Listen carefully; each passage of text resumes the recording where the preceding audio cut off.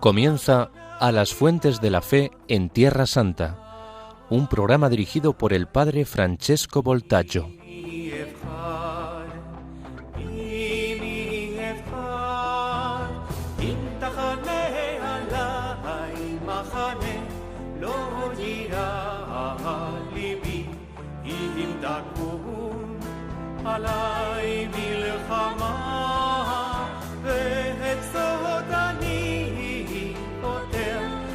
שאלתי מת אדוני, אותה אבקש, אותה אבקש.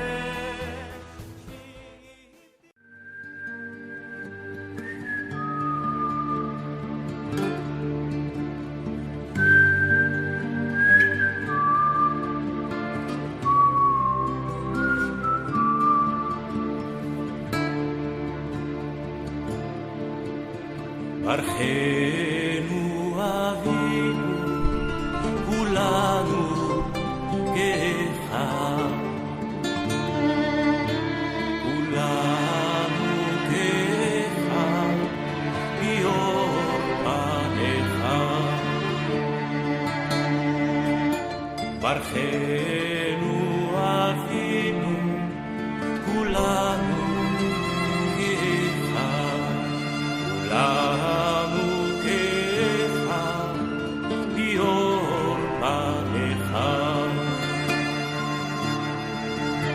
ברכנו אבינו כולנו כאחד, כולנו כאחד באור פניך. Queridos amigos de Radio María, hola a todos, Shalom Lekulechem, Salam il al Jami'. Empezamos este episodio con un canto judío del rabino Shlomo Carlebach, ejecutado por Mark Farrugia, un canto en hebreo que dice Barchenu Avinu, Kulanu Echad Leorpaneja, o sea, en español, bendícenos Padre nuestro, todos somos uno a la luz de tu rostro, y vamos a entender por qué escogí precisamente este canto, porque vamos a hablar de esta unidad alrededor del monte Sinaí.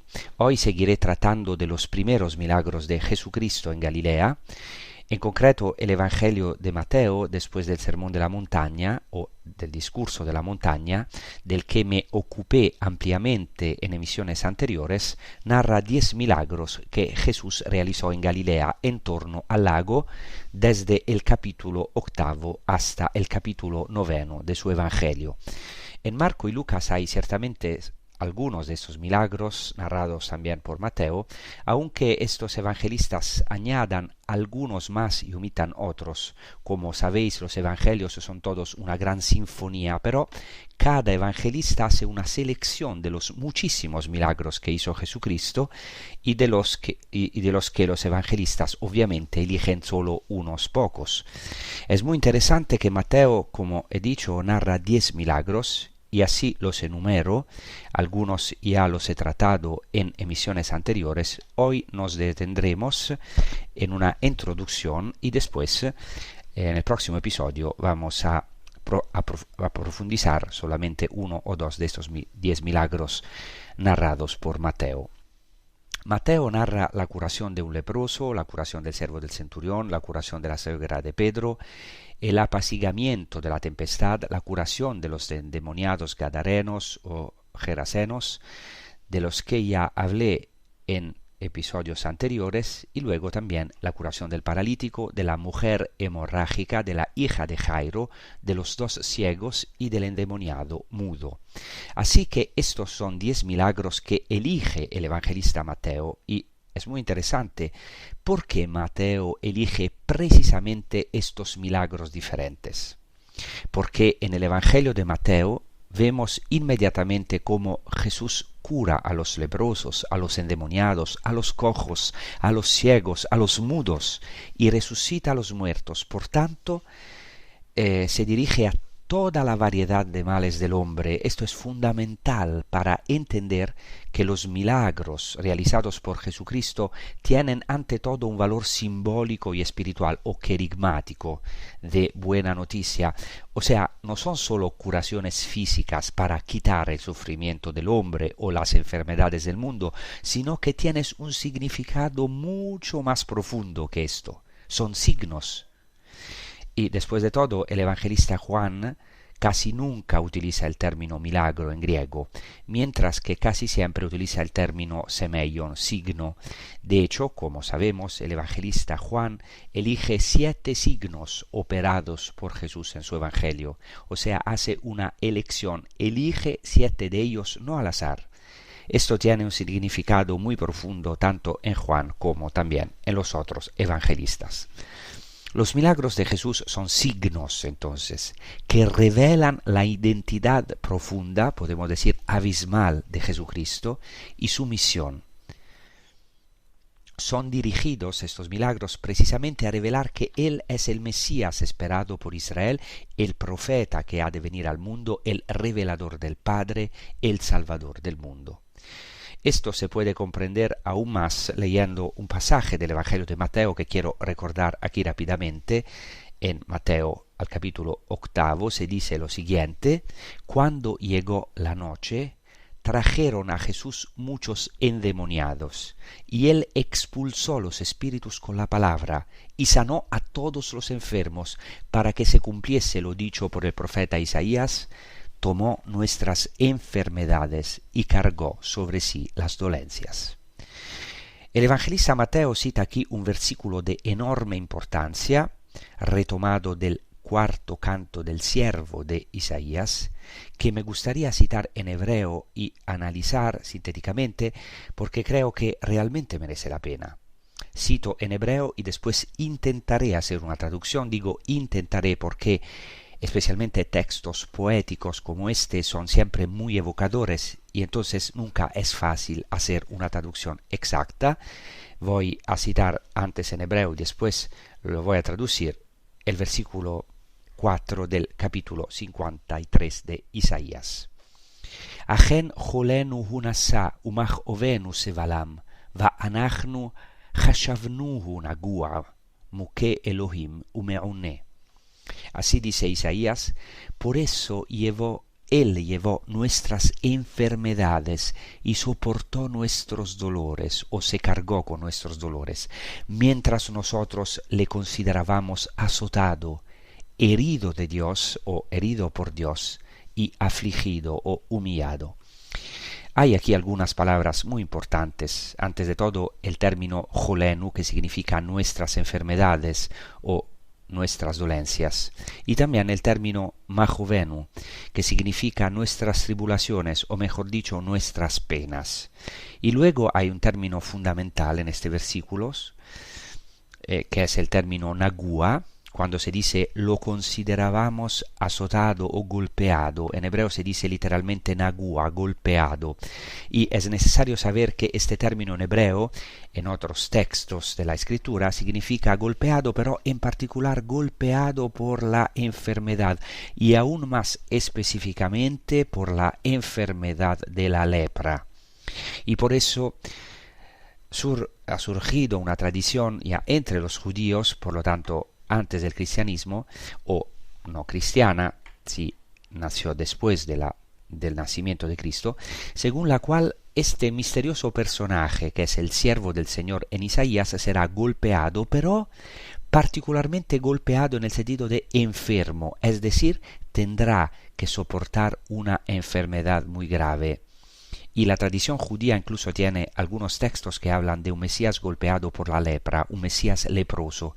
Por tanto, no solo soportando enfermedades y curándolas, sino también tomándolas sobre sí y sufriéndolas, siendo un Mesías plagado, lleno de llagas. Esto ya es presente en la tradición judía.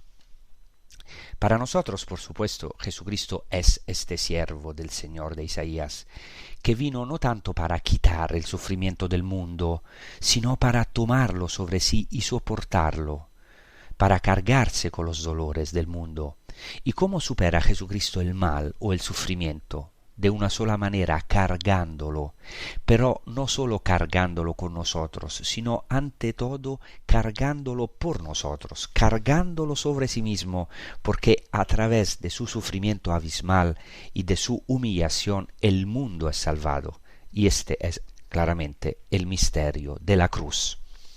Como he dicho, en la tradición judía hay algunos textos que tratan del Mesías sufriente, no solo sufriente, sino también enfermo e incluso leproso y plagado. Pensad que ya están profetizadas las llagas de Jesucristo aquí, no solo en el Antiguo Testamento, sino también en estos maravillosos textos de la literatura judía antigua.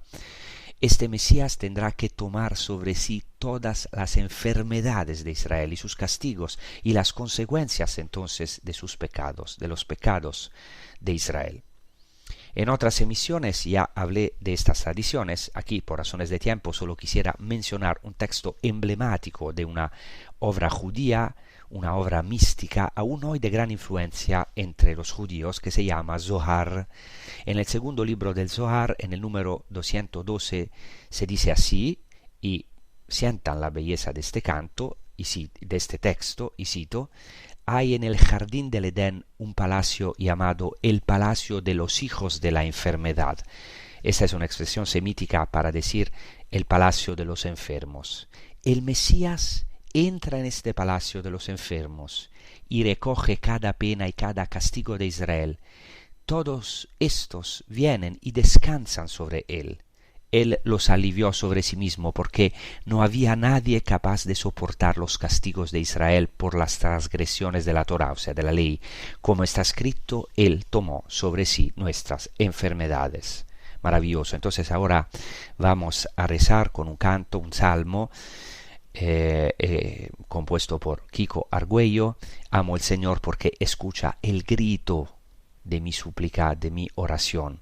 El grito de los enfermos, pienso especialmente a seguramente muchos enfermos que ahora están a la escucha de esta emisión, pero al final, en el fondo, todos somos enfermos y el Mesías viene para cargar sobre sí la oveja perdida que somos nosotros. Entonces, cantamos, rezamos y gritamos también con este salmo maravilloso.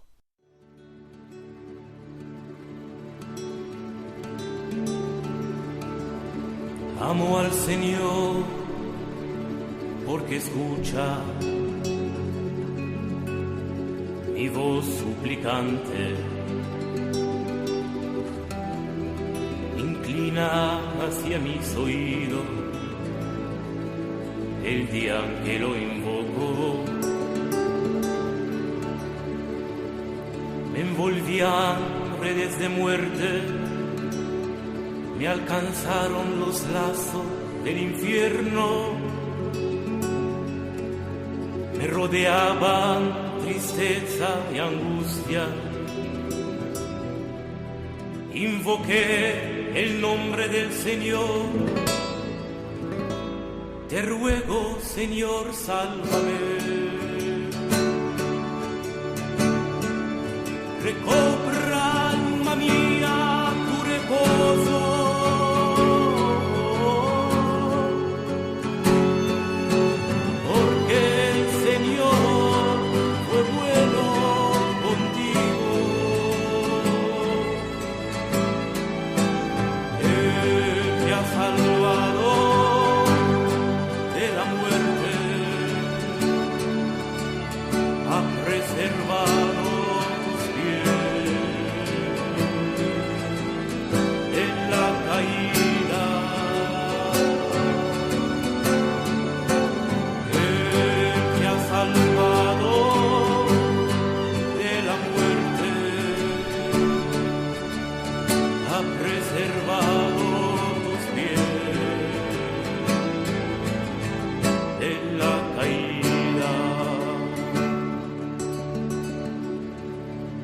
Tenía fe, aun cuando dije, yo soy un desgraciado, y pensaba lleno de angustia, todo hombre es falso.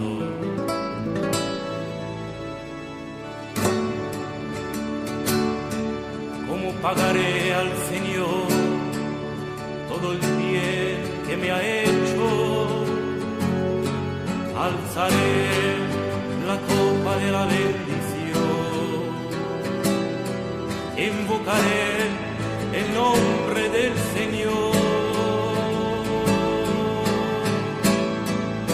Recobra, alma mía, tu reposo,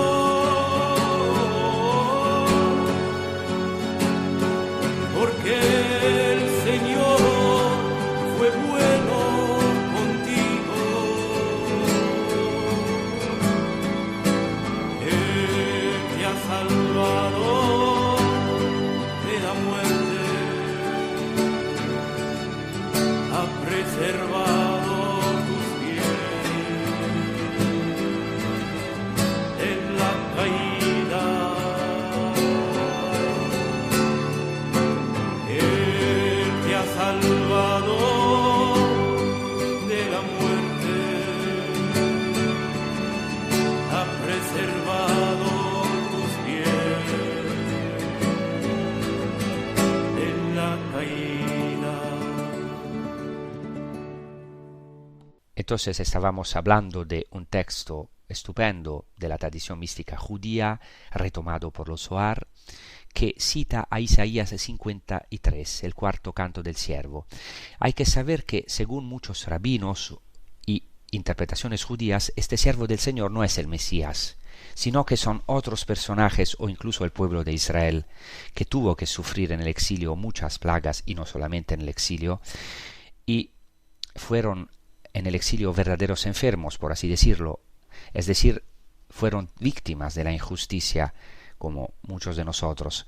Pero todavía hay en la tradición incluso rabinos medievales, y también esto es claro en este texto recién citado del Zohar, que asocian o identifican claramente el siervo del Señor de Isaías 53 precisamente con el Mesías.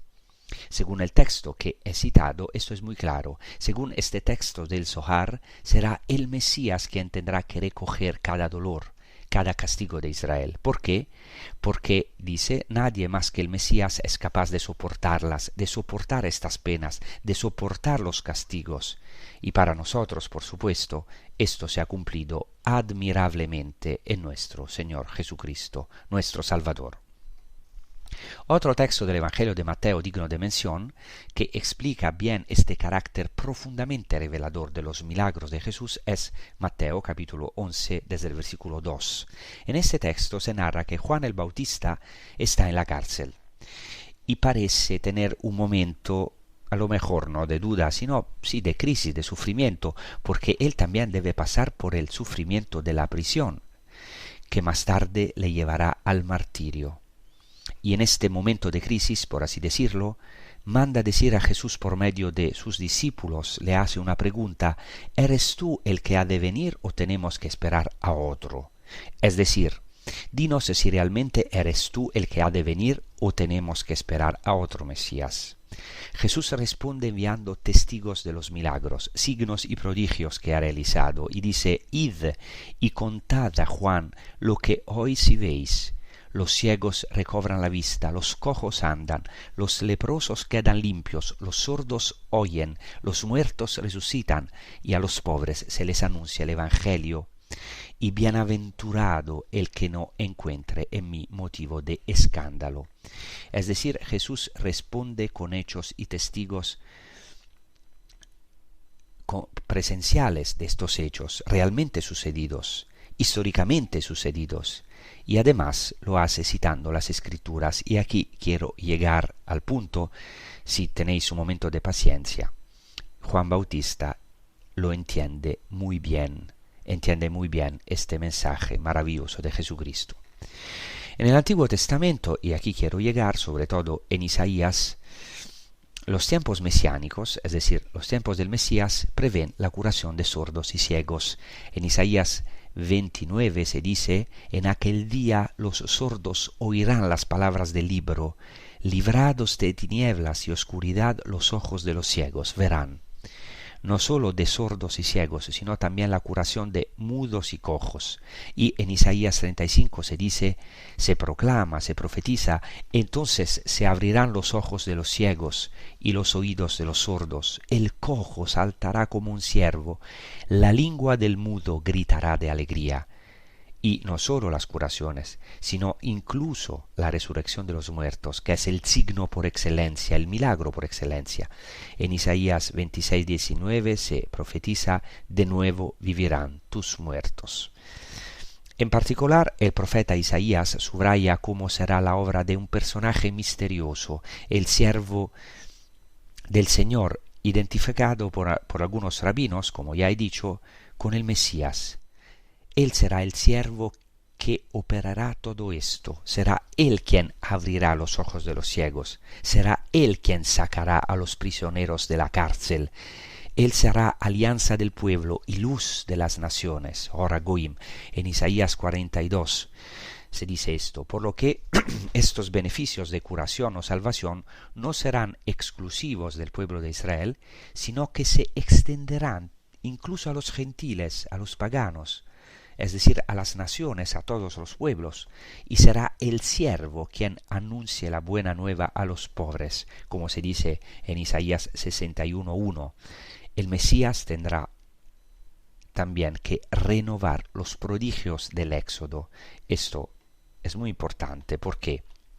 Porque el regreso del exilio y después los tiempos mesiánicos se describen, especialmente en Isaías, como un nuevo Éxodo, donde por supuesto el nuevo Moisés será el protagonista, el profeta que ha de venir, precisamente profetizado a partir de las palabras de Moisés, según el libro del Deuteronomio.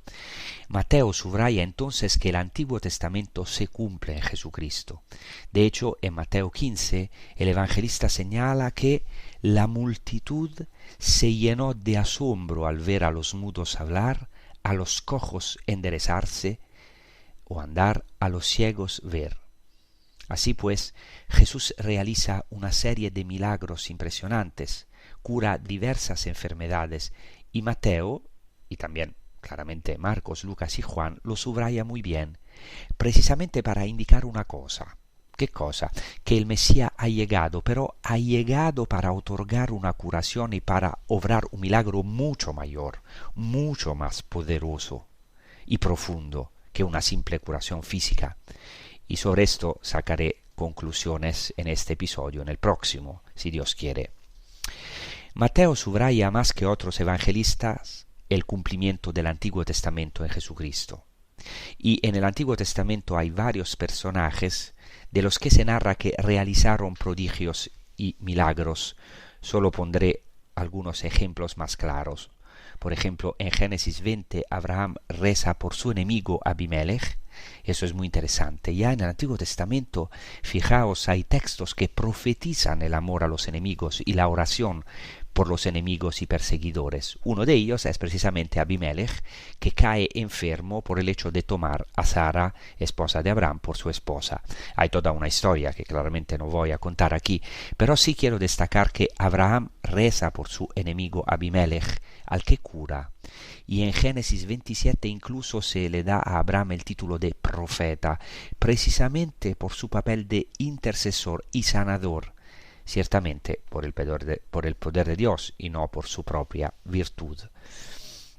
En el Antiguo Testamento, sin embargo, y esto hay que destacarlo claramente, el verdadero milagro es el éxodo de los israelitas de Egipto, realizado por Dios con signos y prodigios, por mediación de su enviado, Moisés, y luego de su hermano Aarón, y en la tradición judía también se subraya el papel de la hermana de Moisés y de Aarón, que es Miriam, o sea, la María del Antiguo Testamento. Las mujeres también son protagonistas de estos milagros, sobre todo en la tradición judía.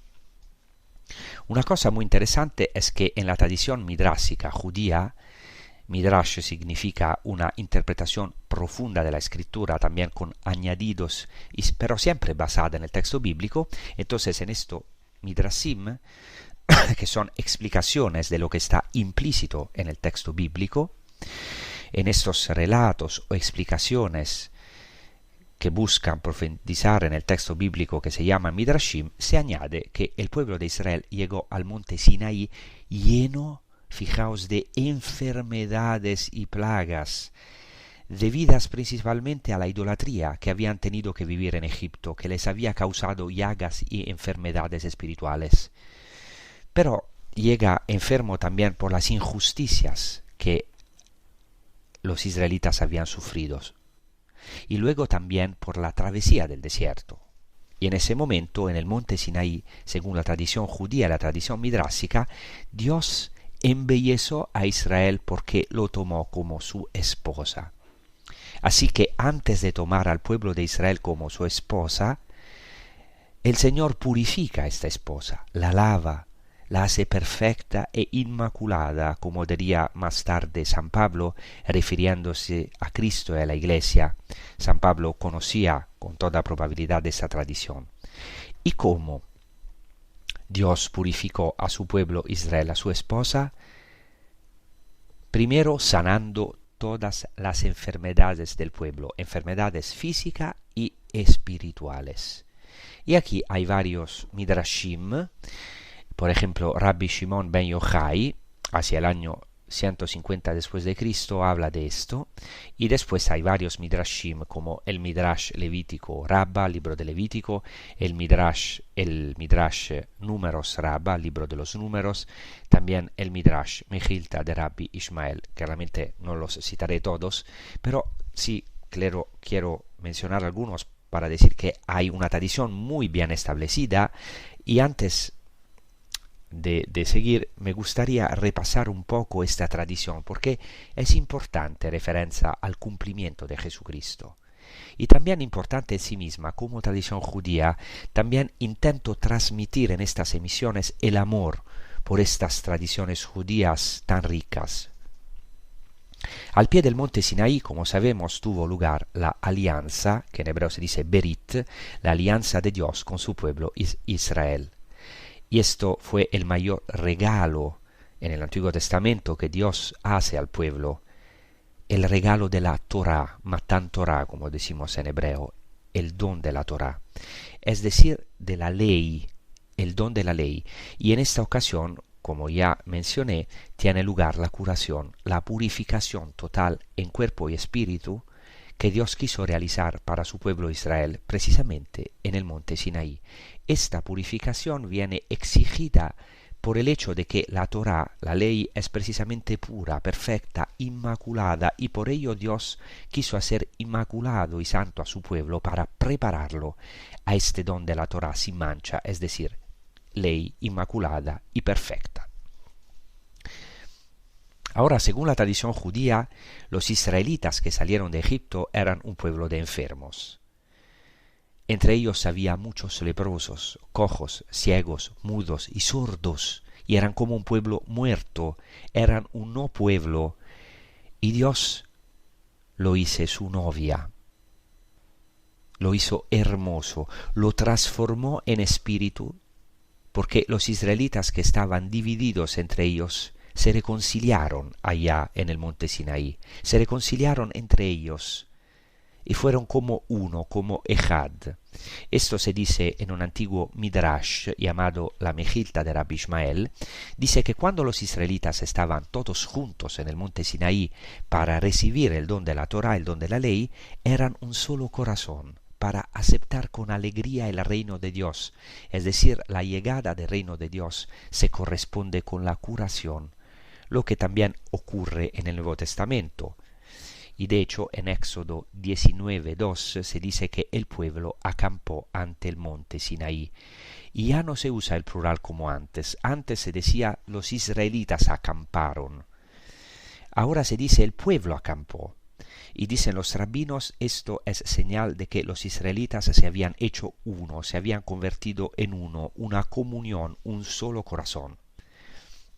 No solo eso, el historiador Josefo Flavio, o Flavio Josefo, contemporáneo casi de Jesucristo, o un poquito, escribe un poquito más tarde de la muerte de Jesús, escribe Josefo Flavio que en los 2 días que precedieron a este regalo de la alianza en el Sinaí, los israelitas tuvieron banquetes y comidas más suntuosas. Entonces también hay este signo de comunión, el banquete. Pero no solo, dice Flavio Josefo, los sanó en espíritu, sino también en cuerpo. Y esto está tomado de algunos detalles también de la Escritura. Por ejemplo, en Éxodo 19 se dice que los israelitas se prepararon, o separaron erguidos al pie de la montaña, y este detalle es interpretado por la tradición judía como que ya no había ningún cojo, porque separaron, estaban de pie, entonces no había ningún cojo. Se pararon sobre sus propios pies. Además, nadie estaba sordo, también porque en Éxodo 24 el pueblo responde lo que el Señor ha dicho, haremos y oiremos. Así que podían oír. Dios abrió el oído de este pueblo, y después no había ciegos, porque en Éxodo 20:18 se dice literalmente, todo el pueblo vio las voces. No dice escuchó las voces, sino literalmente vio las voces, podían ver. Y no había mudos, porque en Éxodo 19:8 se dice, todo el pueblo respondió. Esto es interesante, porque como podéis ver, todos estos detalles que algunas veces parecen un poquito fantasiosos, ¿no?, de la tradición midrásica judía, en realidad están todos basados sobre detalles pequeños de la Sagrada Escritura. Entonces, según la tradición judía, a los pies del monte Sinaí, Dios curó todas las dolencias del pueblo. Y después, en Éxodo 15:26, Dios mismo dice, no os infligiré ninguna enfermedad de las que he enviado a Egipto, porque yo soy el Señor, el que os cura. El que cura en el Antiguo Testamento es el Señor mismo, y así Dios hizo a su novia en el monte Sinaí hermosa y sin mancha, sin enfermedad, es decir, lista para la liturgia, para el culto, para servir al Señor. Así, esto se sabe según el Antiguo Testamento, y así era también en los tiempos de Jesús, los enfermos no podían entrar en el templo del Señor. Filón de Alejandría, gran exégeta hebreo contemporáneo de Jesús, añade algo más y dice que el pueblo en el Sinaí llevaba vestiduras blancas de una blancura incomparable. Y esta blancura es un reflejo de la sanación del espíritu renovado, es decir, de la santificación. En el capítulo 19 del Éxodo se dice que la alianza tiene lugar en el tercer mes. En hebreo dice Bachodesh. Pero los rabinos vocalizan de otra manera, porque el texto original hebreo es el texto consonántico sin vocales, así que los rabinos suelen jugar con las vocales, y dicen que no solo se dio la alianza en el tercer mes, es decir, Bachodesh Ashlishi, sino también Bachidush, no solamente Bachodesh, Bachidush, se cambian las vocales. Bachidush significa en la santificación, o mejor, disculpen, en la renovación, Hidush, que por cierto en hebreo tiene relación con el Kiddush, que quiere decir santificación. Por lo que no solo ocurrió en el tercer mes, sino que también ocurrió la renovación y la santificación del pueblo. Maravilloso. Esto es lo que entonces se cumplirá en el nuevo Éxodo, como ya he dicho, en el libro del profeta Isaías, cuando los ojos de los ciegos serán abiertos y los oídos de los sordos serán abiertos, cuando el cojo saltará como un ciervo y la lengua del mudo gritará de alegría, quiere decir que han llegado los últimos tiempos, los tiempos mesiánicos. Esto lo subrayan también los judíos que refieren a Israel en el monte Sinaí un versículo del Cantar de los Cantares, cuando el amado dice a su amada, toda hermosa eres mi amiga, amiga mía, en ti no hay mancha. Y según la tradición judía, es Dios quien habla a Israel en el Cantar de los Cantares. Esta palabra, que se aplica precisamente al pueblo de Israel, toda hermosa eres amiga mía, en ti no hay mancha, se aplicó luego al flor de las flores del pueblo de Israel, que es la Santa Virgen María, que es un icono del pueblo de Dios, y por tanto después a toda la iglesia se aplica este versículo. Los padres y la tradición de la iglesia aplicó este versículo: toda hermosa eres mi amiga, en ti no hay mancha, a la Virgen María y después también a la iglesia, porque la Virgen María es icono de la iglesia. Ahora vamos a rezar con un canto que habla precisamente, que es retomado por el profeta Isaías, que habla de esta curación de todos los enfermos, de los cojos que saltarán como cervos. Y entonces vamos también a meditar todo lo dicho a través de este canto. Decid a los de corazón cansado.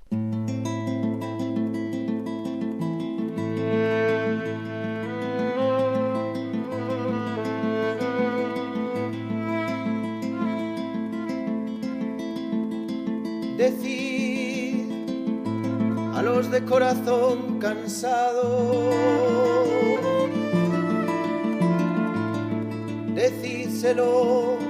decídselo a los pobres. Ánimo, no temáis, que vuestro Dios viene a salvaros.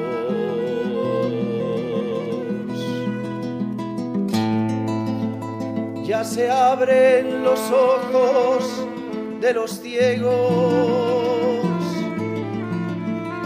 se abren los oídos de los sordos. El cojo salta como un ciervo, grita de júbilo la lengua del mudo.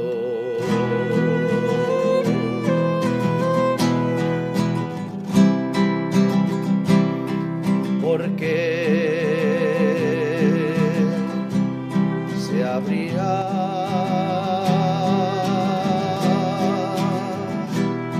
un camino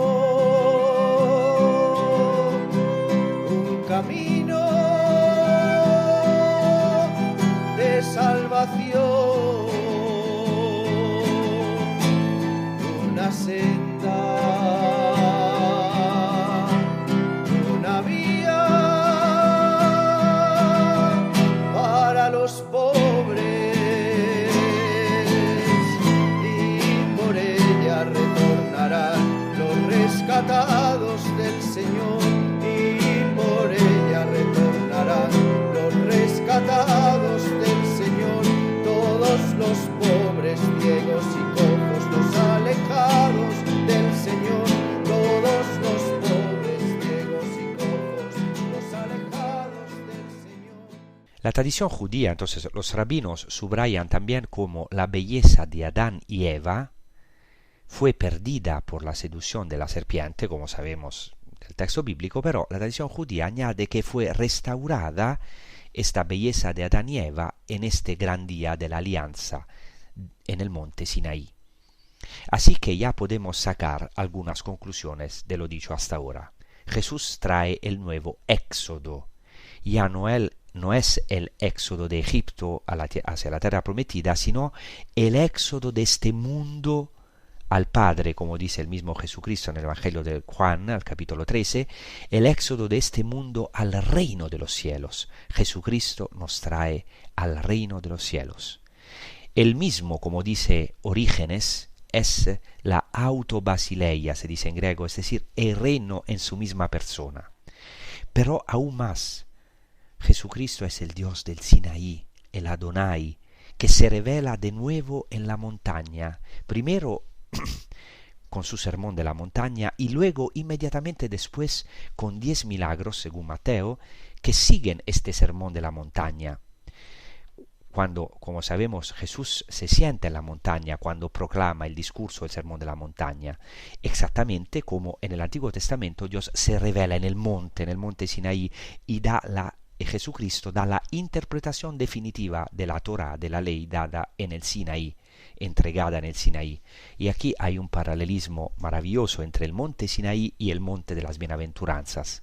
Jesús es a la vez el nuevo Moisés que interpreta definitivamente la Torá, el profeta que ha de venir en el mundo, profetizado por Moisés, pero a la vez es el Dios del Sinaí que se revela otra vez en el monte, que baja del monte y cura a Israel, cura a los enfermos como signo de que Él mismo es el mediador de la nueva alianza. Jesucristo renueva y cumple esta Berit Hadashah, como se dice en hebreo, la nueva alianza. En el Antiguo Testamento, entonces, hay varios personajes, decía, que hacen milagros, aparte de Abraham, Moisés, como hemos dicho, que cura, por ejemplo, su hermana María Miriam, pero a pesar de estos varios personajes, son sobre todo los profetas Elías y Eliseo los que hacen milagros impresionantes. Por el poder de Dios, estos dos profetas abren los cielos, multiplican el pan, curan a los leprosos e incluso resucitan a los muertos. Tanto Elías como Eliseo resucitan a los muertos. Y esto se cumple en Jesucristo. Jesucristo cumple también la figura, a pesar de la figura de Moisés, también las figuras de Elías y Eliseo, porque sintetiza en sí mismo a todo el Israel de Dios, precisamente a los profetas, a los reyes y a los sacerdotes. Jesucristo es el profeta que ha de venir al mundo. Lo que ahora me gustaría subrayar es que la tradición judía no se centra únicamente en los milagros, sino en algo previo, de importancia, en mi opinión, fundamental. La tradición judía considera que la creación es un milagro constante. Esto también es cierto para nosotros, los cristianos. Y es verdaderamente de importancia fundamental. Dios no empezó el mundo y luego desapareció.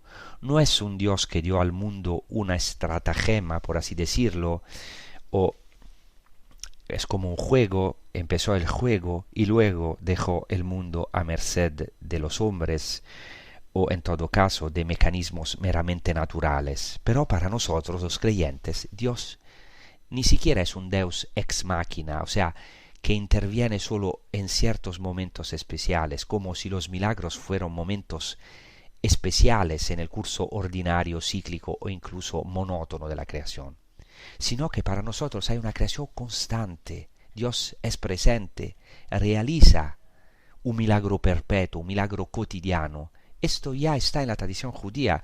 La tradición judía subraya mucho no solo lo extraordinario de los prodigios, claramente hay una extraordinariedad, o sea, los milagros son sobrenaturales, sin duda, pero hay también un milagro de la creación. El primer milagro, el milagro del principio, Bereshit, como se dice en hebreo, cuando Dios con su palabra creó el mundo y todavía lo sostiene y lo crea. Cada día Dios es creativo, cada día es una creación constante. Sin embargo, también es cierto que ya en la tradición judía Dios interviene en el mundo a favor de su pueblo de manera sobrenatural, con intervenciones particulares. Y ya enumeré en el Antiguo Testamento algunos casos de milagros o de personas que realizan curaciones. Pero no solo en el Antiguo Testamento. Incluso la literatura rabínica posterior al Antiguo Testamento nos habla de milagros realizados por rabinos carismáticos. Por ejemplo, Flavio Josefo, historiador contemporáneo de Jesús, nos habla de un tal Eleazar, que en tiempo de Vespasiano y Tito, de estos dos emperadores, realizaba exorcismos. Había varios rabinos que expulsaban demonios, y el propio Jesús en el Evangelio reconoce tal poder a esos personajes. Tanto es así que, como sabéis, los apóstoles querían impedirlo, pero Jesucristo no está de acuerdo con ello. Dice, dejadlo, que sigan con estos exorcismos. La Mishnah y el Talmud, textos fundamentales de la tradición oral judía, mencionan a varios rabinos que realizaron milagros, como por ejemplo Joni Hameagel. Joni es su nombre, Hameagel quiere decir el trazador de círculos. Era famoso porque trazaba círculos en la tierra y no salía de ellos hasta que Dios enviaba, por ejemplo, la lluvia.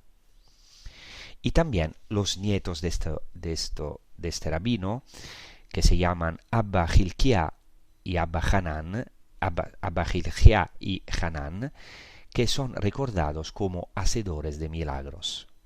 Pero famoso sobre todo es un rabino contemporáneo de Jesús, famoso por realizar milagros, cuyo nombre es Rav Hanina ben Dosa. Hanina ben Dosa, de quien habla el Talmud en el tratado Berajot 34b. Rav Hanina ben Dosa, o sea, rezaba para la lluvia de Dios, y obtenía, se dice, lluvia de Dios. Y realizaba también curaciones. Incluso sabemos que curó al hijo del famoso Rabbi Gamaliel a distancia. Y como ya hemos visto en algunas emisiones anteriores, Jesús también realizó milagros a distancia. Por ejemplo, en el Evangelio de Juan, el segundo milagro en Caná, la resurrección o la curación del siervo, del oficial real, la realizó incluso a distancia desde Caná. Y también, por ejemplo, el milagro de la curación del siervo del centurión a Cafarnaún.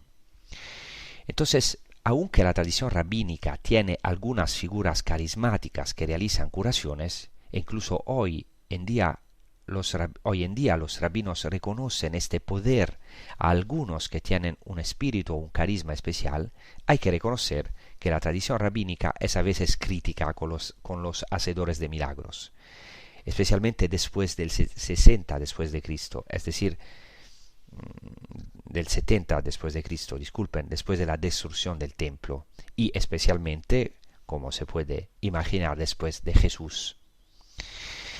Después de la muerte de Jesús y de la destrucción del templo, la tradición rabínica considera que la era profética ha terminado, es decir, uno no se centra tanto en la profecía, que para entonces había terminado, que es interesante, ¿no?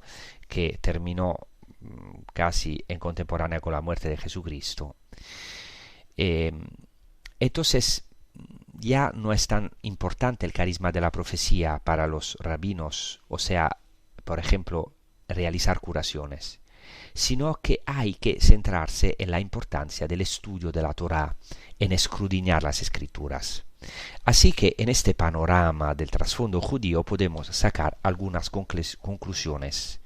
La continuidad con Jesucristo, pero también la novedad que aporta Jesucristo con respecto al Antiguo Testamento y a este trasfondo judío. Por ejemplo, hay una novedad con respecto al mundo rabínico. Jesús obra curaciones por su propio poder, por su exousia, como se dice en griego, por su autoridad, y casi nunca invoca a Dios, invoca al Padre en algunos casos, pero en algunos casos, como la curación de Lázaro, hace una oración al Padre, pero no invoca a Dios para las curaciones, como los rabinos, sino que él mismo realiza las curaciones como signo de que él es el Immanuel, el Dios con nosotros, que realiza signos y prodigios para atraer al hombre hacia sí. Y aquí vamos al corazón mismo de lo que quiero transmitir hoy. Las curaciones, los milagros que Jesucristo realiza son signos de una realidad mucho más profunda. Jesús, en una palabra, no viene a quitar la cruz, no viene a quitar el sufrimiento. No es un para de sufrir, sino que Jesucristo realiza milagros para manifestar al hombre que el reino de Dios ha llegado en su persona y que el poder del pecado y de la muerte y de Satanás está derrotado. Satanás existe. Mejor, por favor, no decir tonterías. No quiero aquí polemizar demasiado, pero el poder del pecado y de Satanás son derrotados en Jesucristo. Y con el pecado es derrotado el sufrimiento que es consecuencia directa o indirecta del pecado, porque como dice el libro de la sabiduría, la muerte ha entrado en el mundo por la envidia del diablo, y los que le pertenecen la experimentan.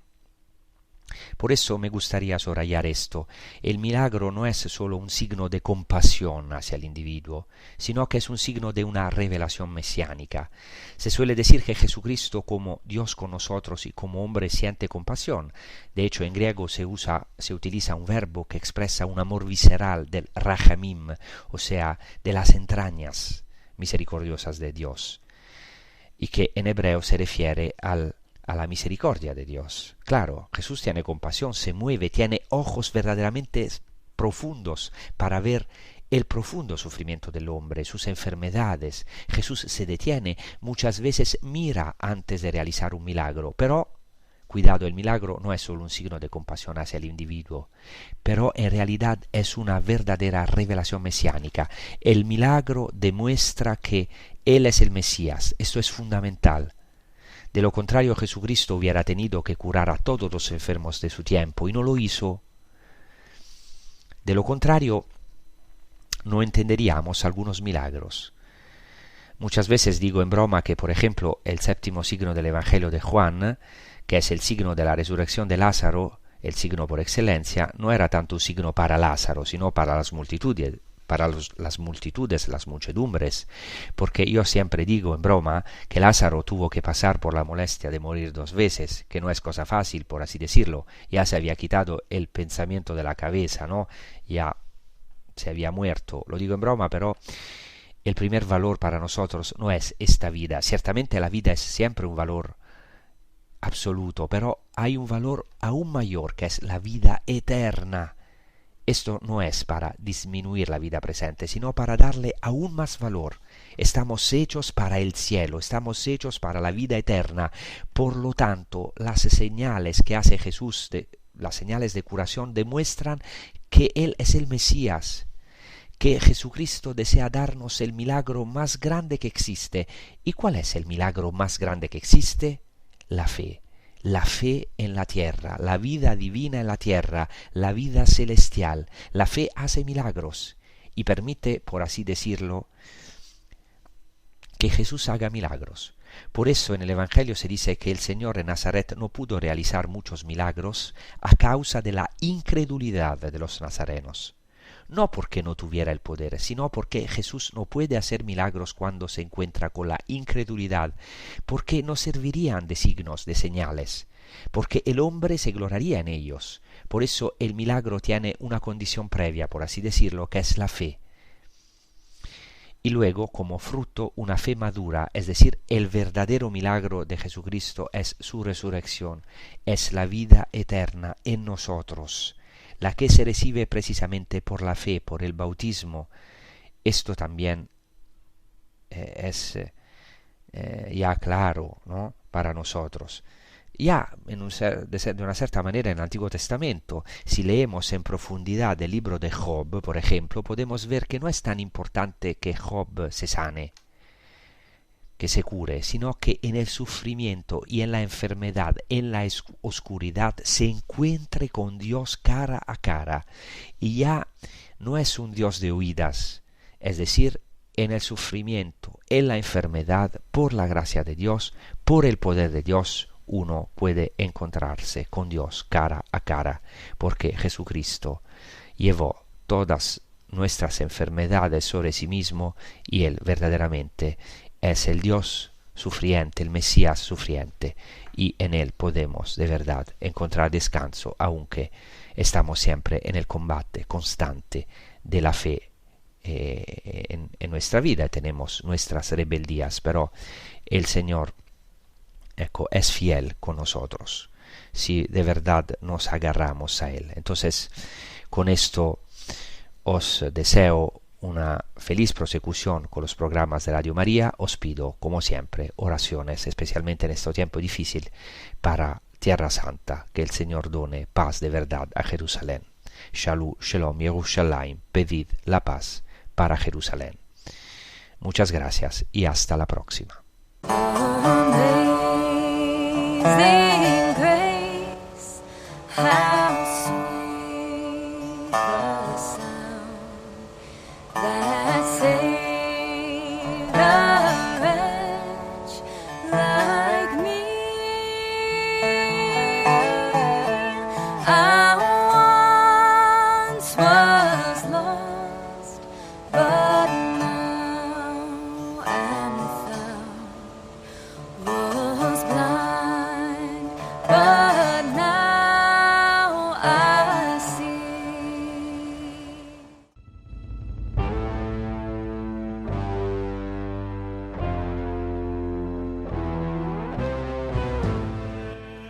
Y así concluye A las fuentes de la fe en Tierra Santa, con el padre Francesco Voltaggio.